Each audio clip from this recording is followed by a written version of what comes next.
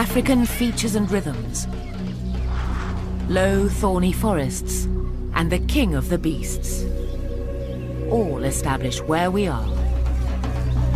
Or does it? Things here aren't as they seem.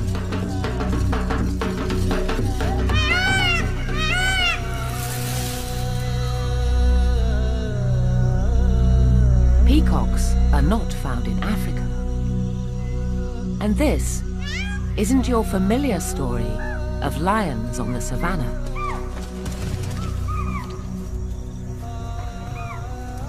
This is Leo persica, the Asiatic lion, and we're in the Gir forests of Gujarat in western India. In their remarkable journey back from the brink of extinction, the lions of Gir have reclaimed lost territories and even colonized new habitat. This is the story of the fall and rise of the last lions of India.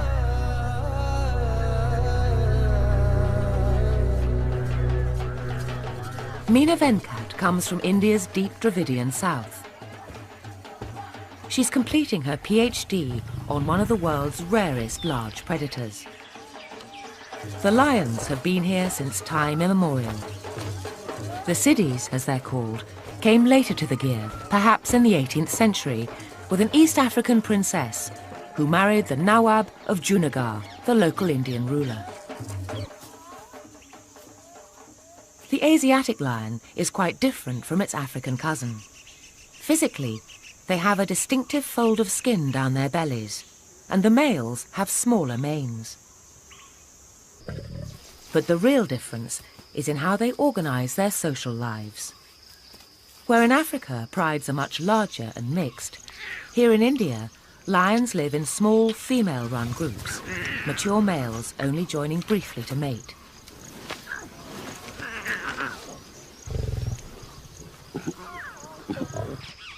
Once, the Asiatic lion stretched west across Asia as far as Greece. These were the lions that Androcles and Daniel faced, the lions of ancient Greece and the Bible.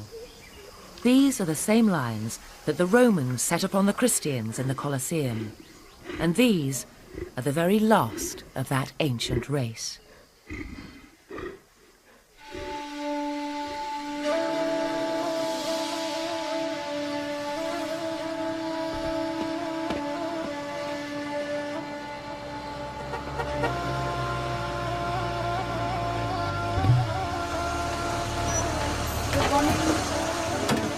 Each morning, Meena and her trackers leave the small town of Sasson. They drive into the Gir forest.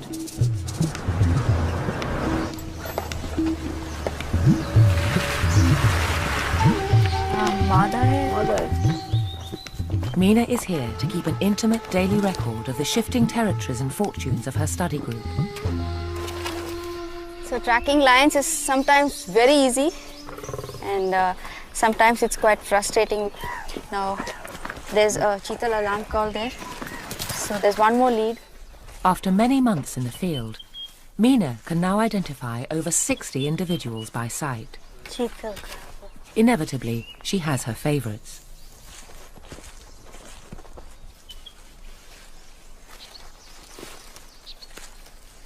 There's a lion there. He's one of the Kokra males that I track continuously, and he's resting here for the day. I'm very fond of these two lions because they're first of all very good looking, and he's aggressive and a wild, majestic male, so I like him a lot. Just as we walked up now, the male gave a low grrr sort of warning.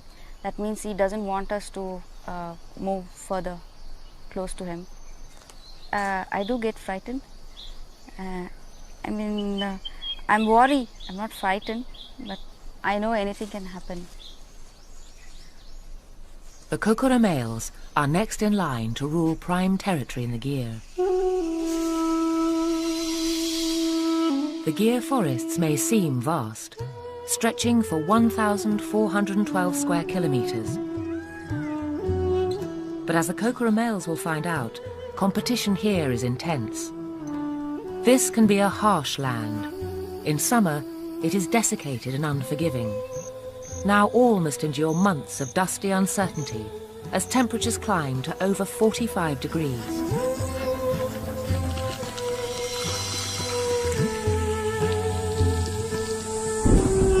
It's also a place of transformations. The annual rains bring a deluge that in a matter of weeks will turn the sepia landscape emerald green.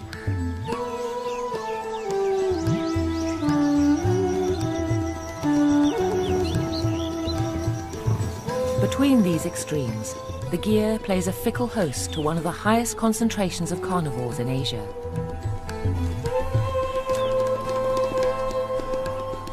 The gyr has a very healthy population of leopards, but at less than half the weight of a lion, they're nervous. If caught on the ground, they'll be killed.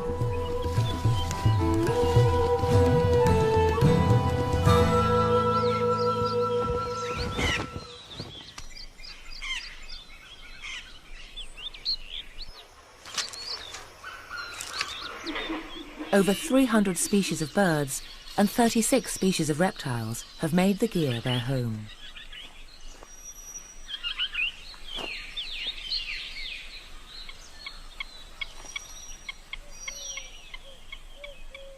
The gyr is one of the last places left in Asia where semi-nomadic pastoralists still live in uneasy harmony with large predators, as all our ancestors once did.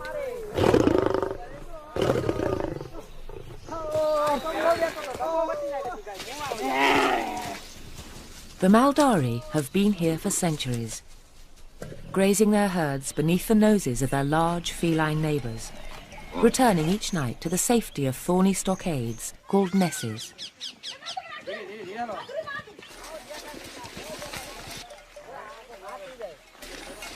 They take their losses philosophically.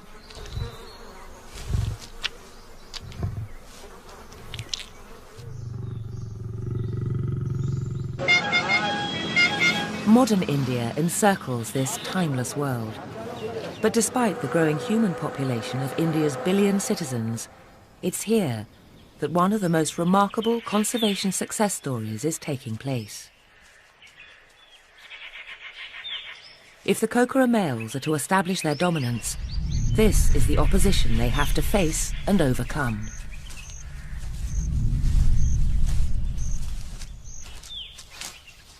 Male Asiatic lions often form coalitions to patrol shared territory. Usually related, they join to hunt and unite to drive off rivals.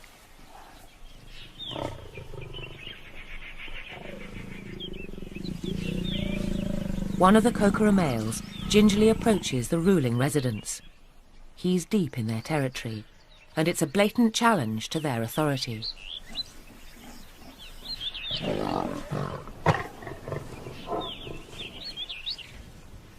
These grizzled veterans have seen many territorial battles, but age is now beginning to show.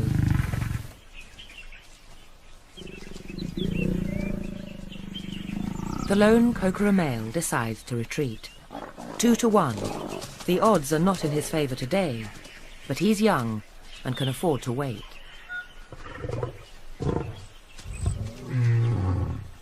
The veterans rule for another day.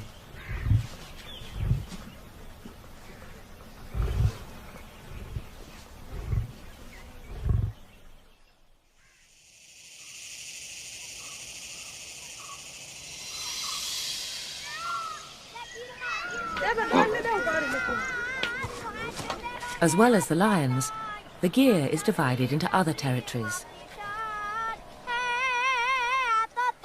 The Maldaris have strictly defined grazing areas associated with each ness, the home stockade.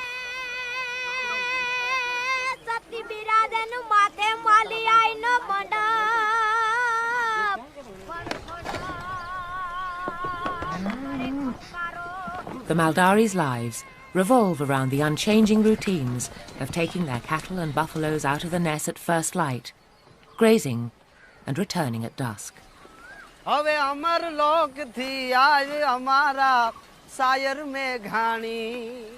હવે અમર લોક થી આવી અમારા higher में घाणी कई मात Saraswati meet मांडीने ज्योति कोई दुलारो सत्यवास निर्भय निर्वेशनी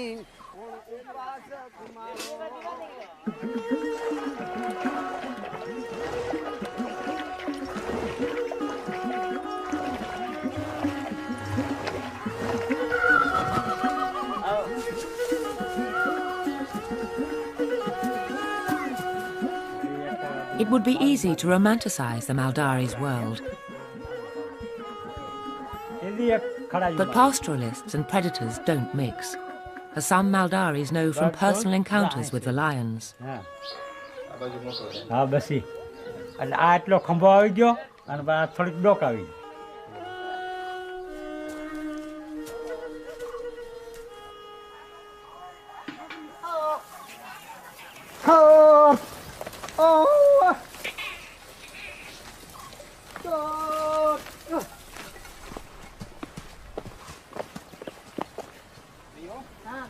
The Maldari's cattle and buffalo have always formed a significant part of the lion's diet.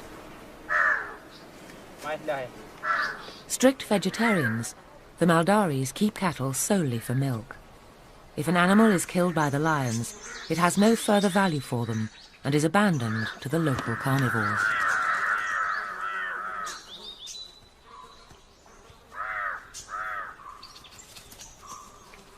The kill is revisited by a hierarchy of scavengers until the male that made the kill returns to finish his meal.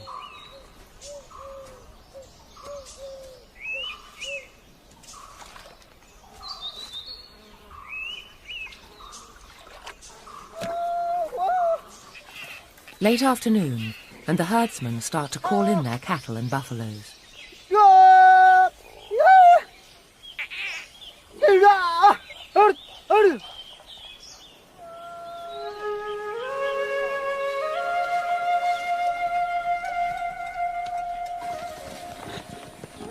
The nest is made secure in a scene unchanged in centuries.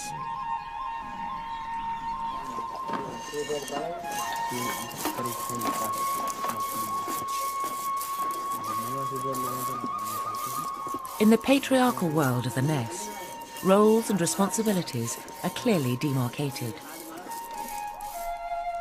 By contrast, the Raidi pride is fairly typical of the matriarchal structure adopted by the Gir lions. The group is led by an adult female and includes her eldest daughter, now 2.5 years old. Below her are 3 younger cubs, 2 female and 1 male, now almost a year old.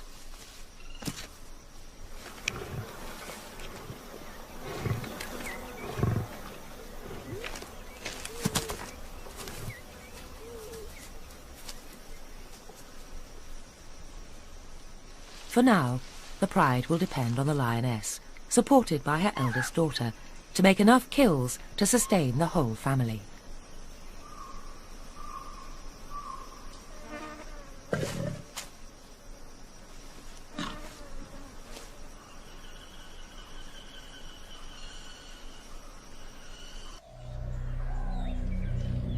Once inside the thorny walls, the cattle are safe.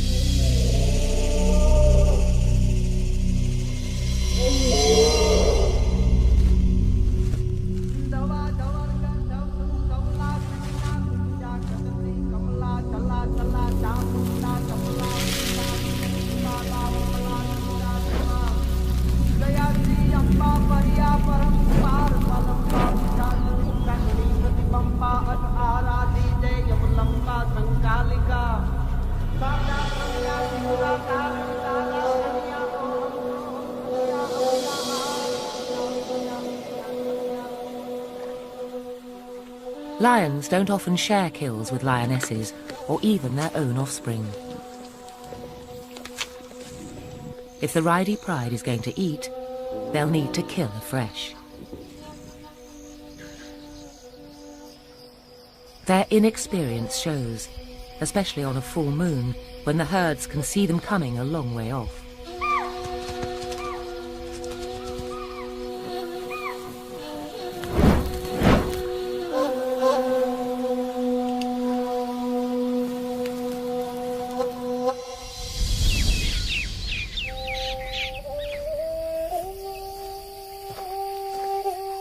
February, and the earth dries out.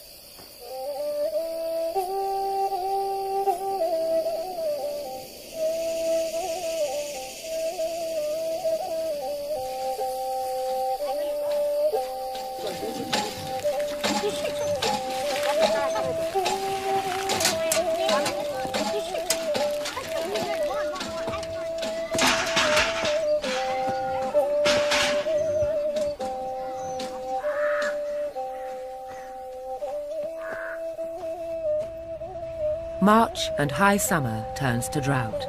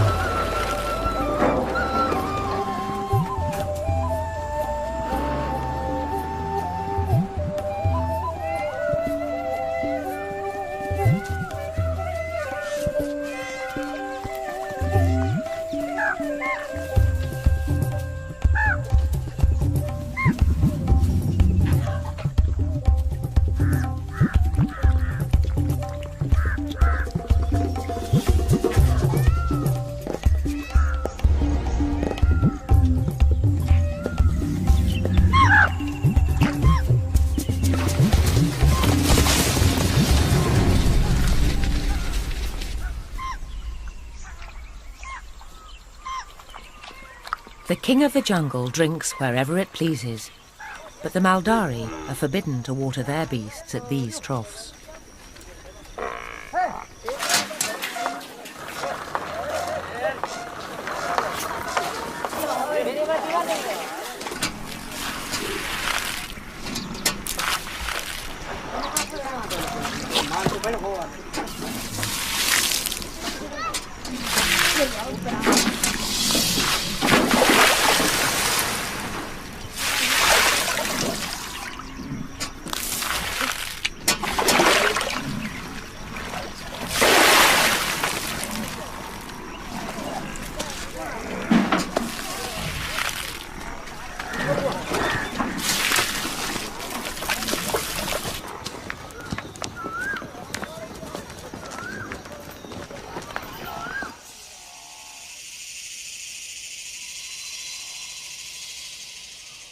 Today, the Gir lions enjoy considerable protection, getting what they need, if not on a plate, then on a very large concrete saucer.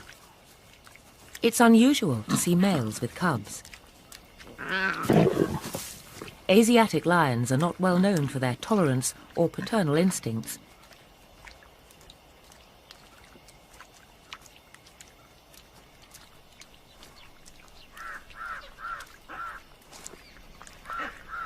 If the Kokora pair succeeds in deposing their territorial rivals, cubs like this will be in grave danger.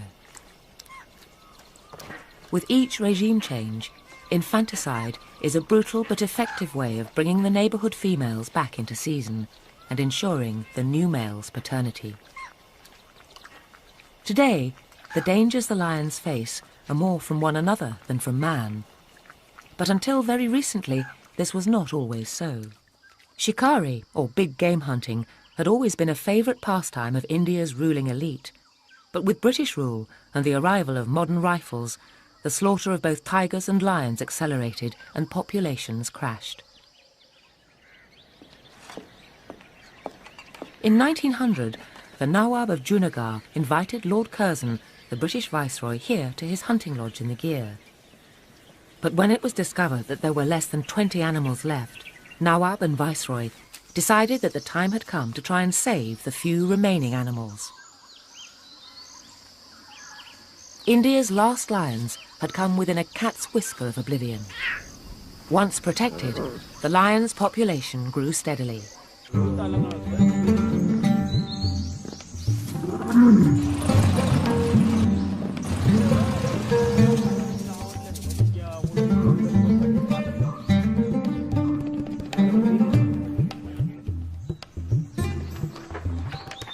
A census is now held every 5 years to establish the latest figure.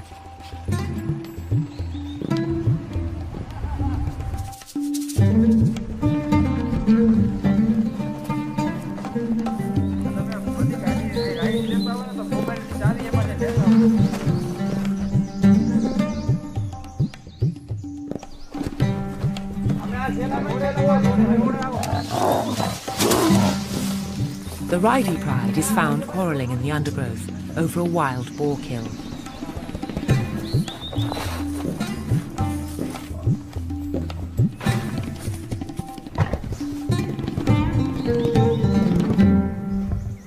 Real aggression between siblings is rare, and cordial relations soon return to the sisters.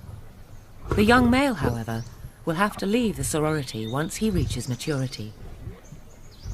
They will hunt together for at least another year.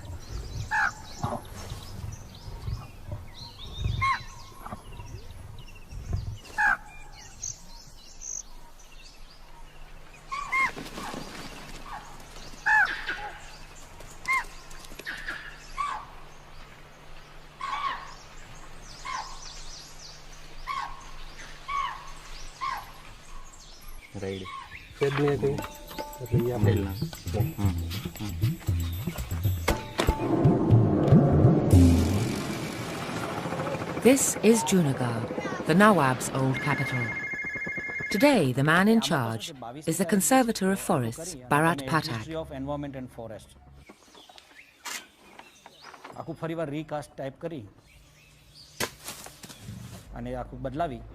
As field director for the Gir, the lion's welfare is his prime responsibility.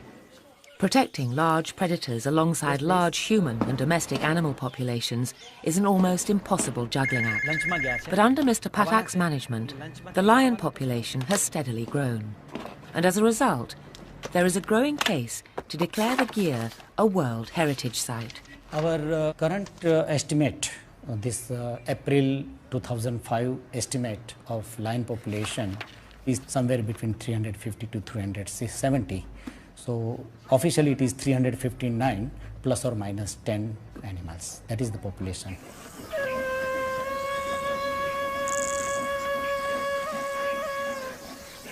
For 100 years, Leo Persica has fought for its survival.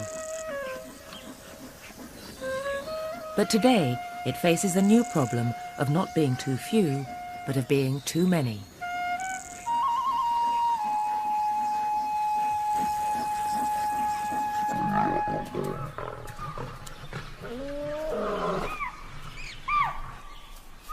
Territorial disputes between mature males are inevitable, but with lion numbers growing faster than lion habitat, conflicts are on the increase. Young and powerful, the Kokora males, as expected, have met and defeated their veteran rivals.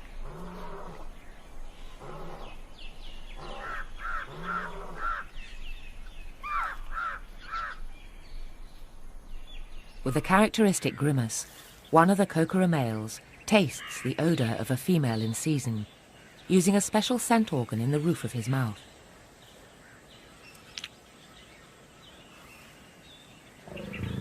He is quick to claim the spoils of his victory.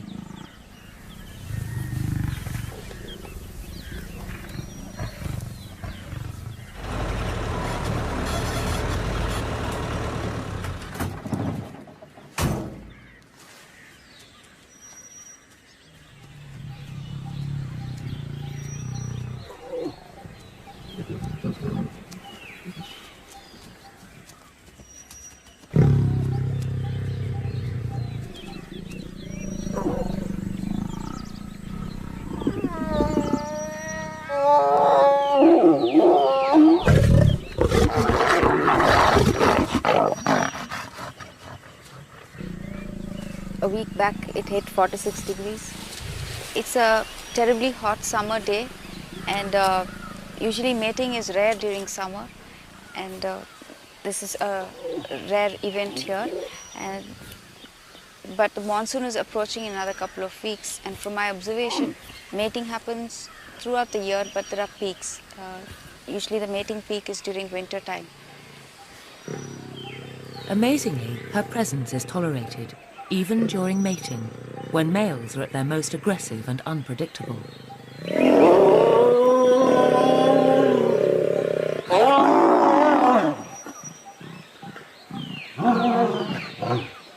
I've been very much part of the lion family. I don't know how much they've accepted me, but so far I have good reason to believe that they've accepted me.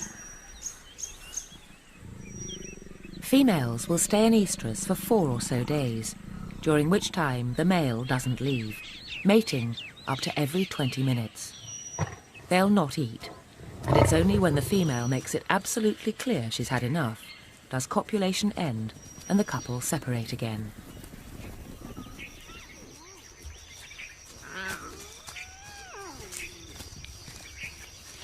Around 110 days after mating, the young are born.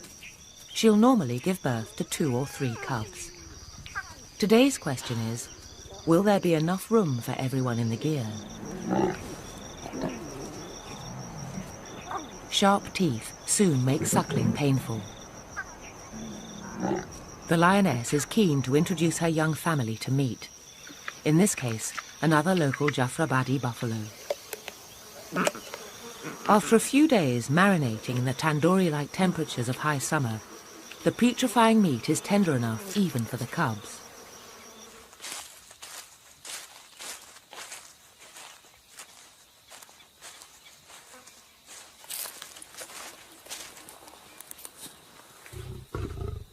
Lionesses can be ferociously protective, and Mina's choice of career has been the cause of some anxiety to friends and family, especially her own mother. Last year, my mother had visited me and we had taken her along, and she was very afraid because I was in this sitting like this, and she felt that if a lion rushed and I was in a losing position, I couldn't get up and run away or something.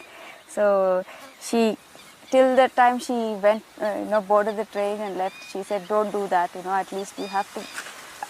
Be in a position where, you can get up and scoot. Okay, it's now around 5:45. So around 6:30, this animal would probably get up, have a drink of water, and then set out on a hunt.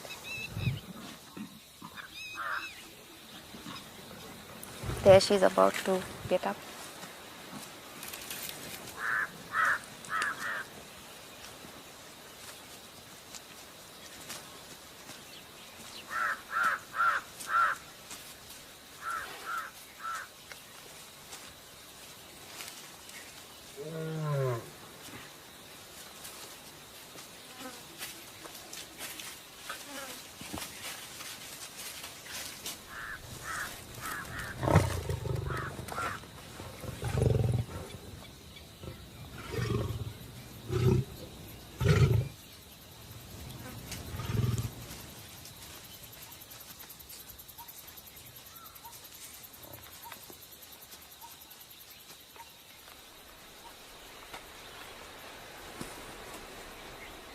This is the first time Mina has observed the lions so closely by herself, without her usual team.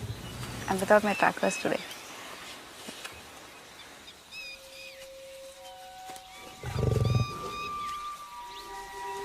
The way she's stalking, it looks like there's some animal at the water point. We'll just go quiet.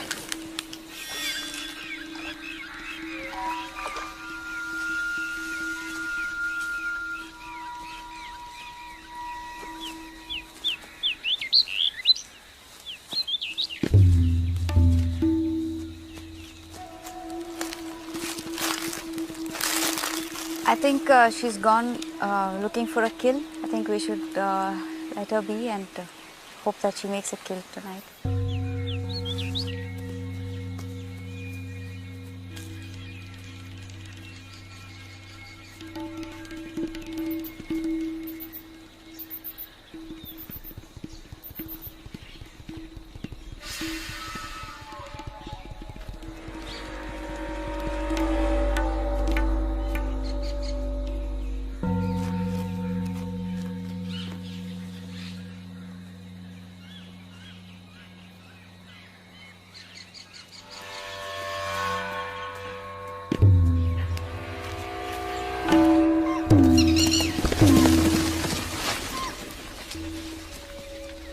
As the cubs grow, their diet becomes increasingly carnivorous.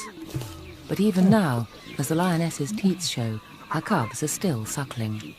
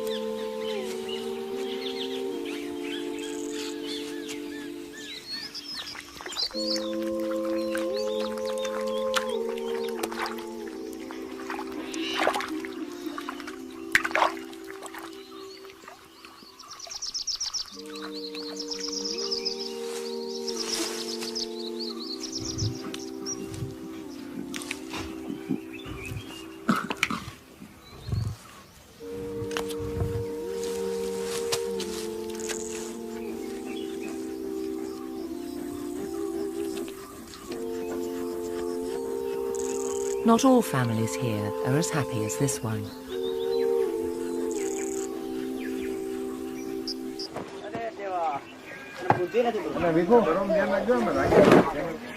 With lion numbers growing, the Forestry Department has been compensating Maldari families to relocate outside the Gir with their cattle. The plan is to reduce the pressure on grazing and to allow the numbers of deer and antelope, the lion's natural prey, to increase.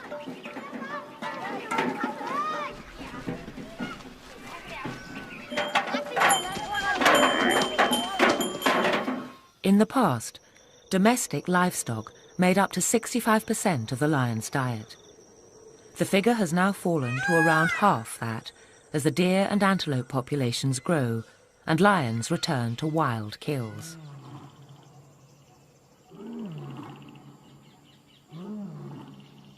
As the moon wanes, the advantage of surprise passes from prey to predator.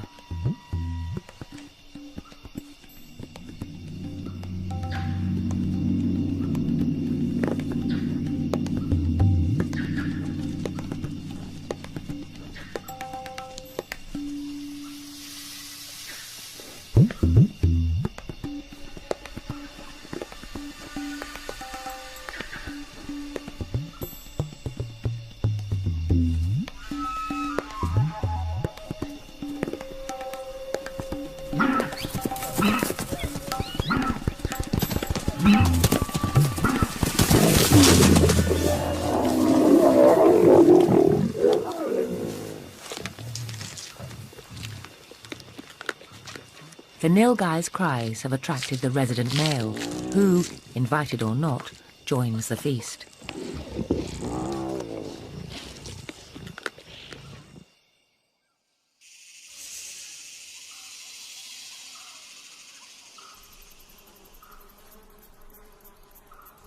After consuming a fully grown female nilgai, even the normally timid deer seem to know that the Raidi pride are too full to hunt today.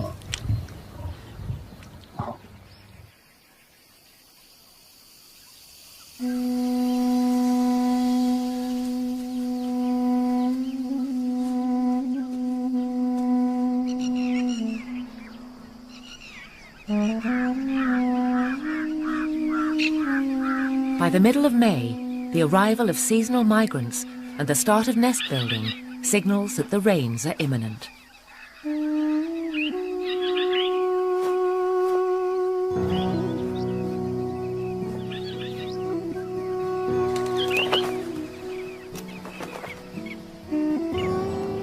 According to local folklore, if the lapwings lay their eggs low in the riverbed, the rains will fail. The higher the ground they choose, the better the monsoon.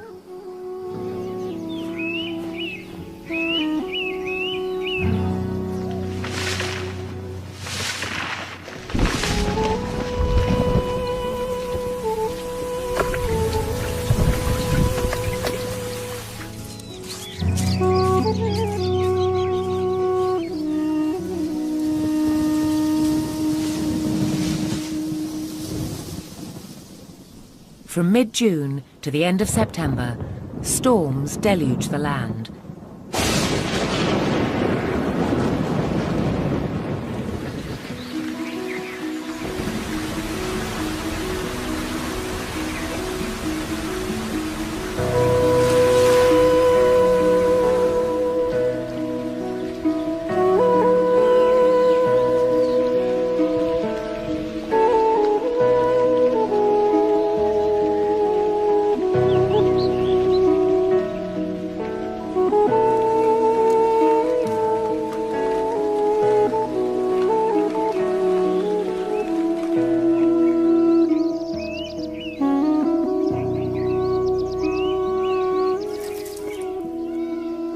On the high ground, the lapwings have got it right.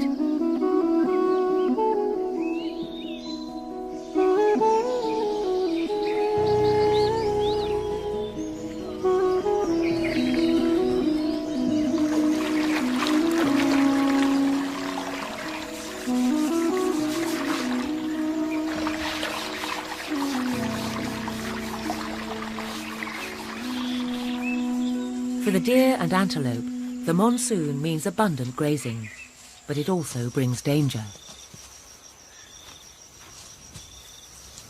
The tall, thick grasses mean a lion can disappear and get far closer to its prey.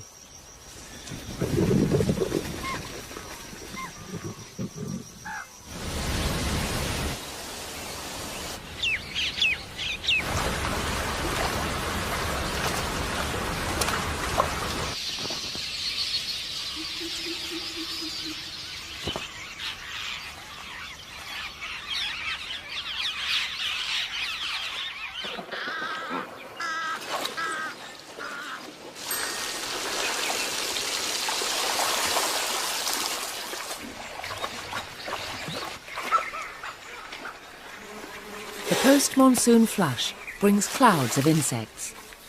For some, the flies are a torment. For others, they're a blessing.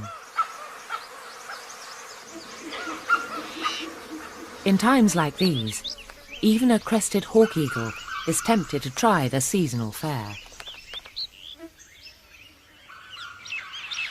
As soon as the rains stop, the land starts drying out almost immediately.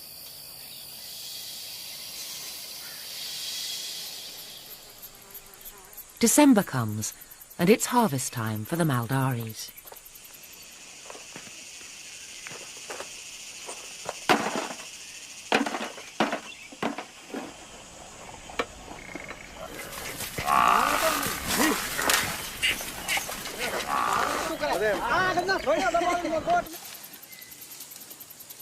Women make hay, while the men celebrate their prowess as guardians of the precious herds.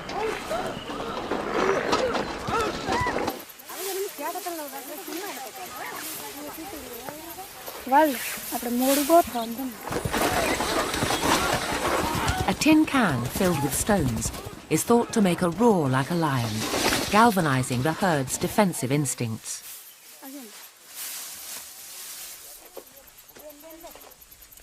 The highly traditional world of the Maldaris seems a timeless and unchanging part of the gear. But the number of Maldari families has more than halved in the last 10 years, leaving more grazing for the lion's natural prey. Even so, the gear is not big enough for everybody.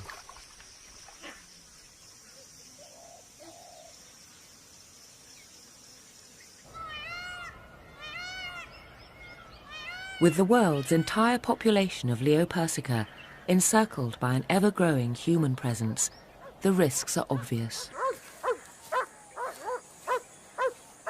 An outbreak of canine distemper, or rabies, is a potentially catastrophic possibility.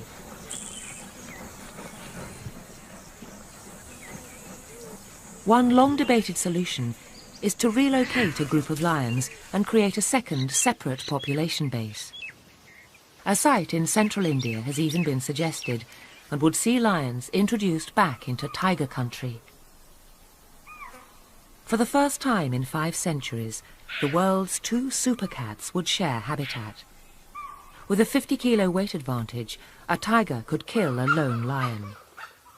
Would a small pride fare any better and actually stay?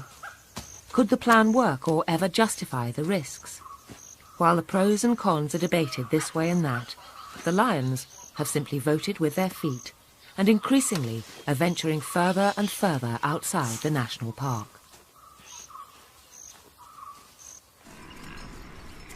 In this village on the periphery of the park, at least 1 or 2 cattle are lost every month to free-ranging lions. For millennia, Hinduism has taught ahimsa. This tolerance and respect for life provides the clearest explanation of why the Asiatic lion, extinct everywhere else, is still found here in Mahatma Gandhi's home state of Gujarat. One of Meena's Kokora males has been operating on the edge of the park. I call this male angry young man because he's very aggressive. He's attacked quite often, and we approach very cautiously. If you look at the census figures for the past 20 years, you will see that the lion population has steadily increased, and obviously with increase in population you need more space, and Gir has reached its carrying capacity, and that's why you're finding more animals straying out and dispersing and settling outside the Gir protected area. The Kokora males may occasionally stray a few kilometres outside the Gir's boundaries, but some lions have taken their search for food and territory much further afield.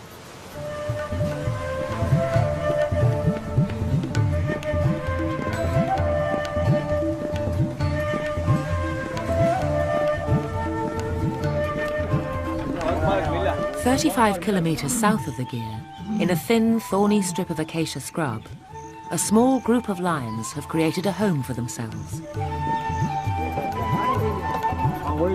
Judging from the scats that you're finding, say every few meters, the lion is using this area quite well. And as you can see, the sea is not very far, and for a lion to survive in this sort of habitat is truly amazing. And amazingly, to get here at all, they've travelled across densely populated human settlement.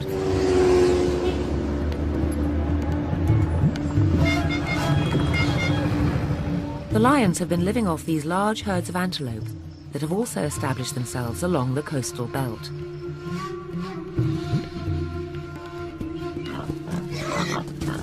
They prey too on feral pigs, but when, inevitably, they take cattle, local pride in the lions turns to prejudice, and although rare, there have been recent cases of deliberate poisoning. The very success of the Asiatic lion is creating its own problems, as the Gir's field director, Bharat Pathak, acknowledges. Protecting the protected species in protected area is comparatively easy. But protecting the protected species outside protected area, it's a challenge.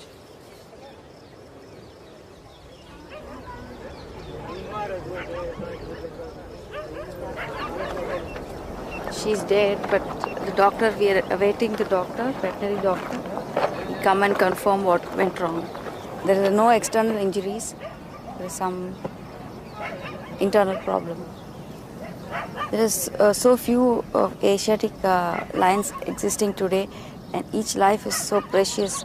It's very sad to lose a female, a prime age female, and she looks so healthy. So it would be interesting to know what went wrong. The autopsy was inconclusive, but did reveal that the lioness was carrying unborn cubs. Meena goes in search of her mate, who cannot be far away.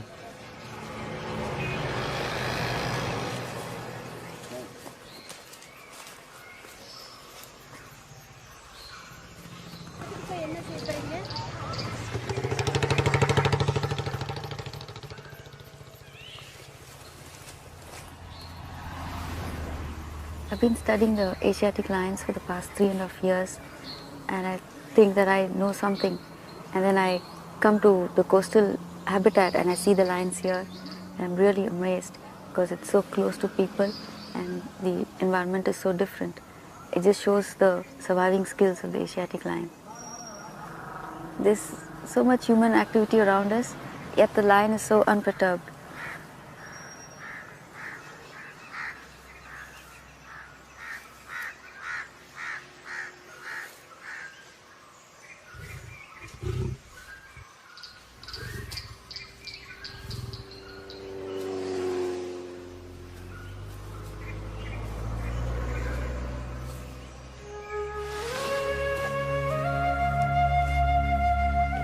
While so many other large predators are losing their battle for existence, the population of the Asiatic lion is growing, regaining lost ground and even carving out new territories in challenging new habitats.